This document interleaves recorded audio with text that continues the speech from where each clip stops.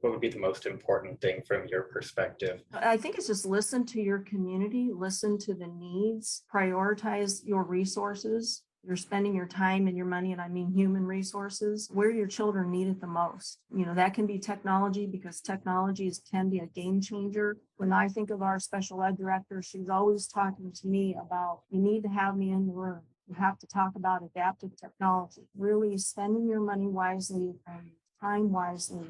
Toughest things to do, we find, is having a clear target. What are you trying to accomplish? We've got a lot of people that love to come to us and say, hey, look at this great new product. Look at this great new thing. Yay. What problem are you solving? So circling back and saying, okay, what do we want to accomplish? What do we want to do? Because there are so many amazing products out there and so many amazing projects and ways to do things, but making that match between where you're at and where you want to be, you got to know where you want to be before you can figure out how you're going to get there. Taking the time to plan and then devote the resources. Sometimes the hardest resource is time. I'm going to reiterate what Dr. Myers and Dr. Bob said. Listen to your community, listen to your students. And this can be as simple as getting a group of students together. And when you have a student advocate group, grab from all facets. Grab some kids that are really good academically. Grab some students that are good athletically. Some that are in different extracurricular activities. Some of your students are in that middle group. Some students that you see in the office for the wrong reason frequently.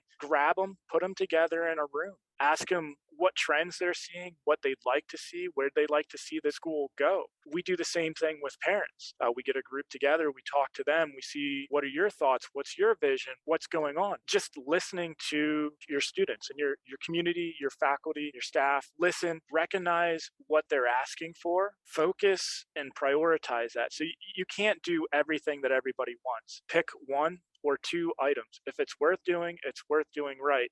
And it does take time. There's a lot of hidden talents out there. And what we've tried to do is catalog all those kind of hidden talents. I mean, that's where all of our clubs are coming together. We have certain people that are really interested in this area.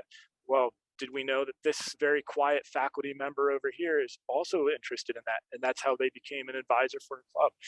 Just understanding your staff, where their talents are, and then pairing them up with the students to benefit the student, and then recognizing the students for all the good that they're doing. Like everybody said, and everybody kind of touched on it, you need to listen, whether it be to the community, to the staff, to the administration, to the students. We're all here for the same reason. We're trying to get the students engaged and the students to learn the way that they do best. So whether that be through technology or through pencil and paper or through a video or reading a book, it's all about listening to the students and the staff and the community to find out how we can best do that for them.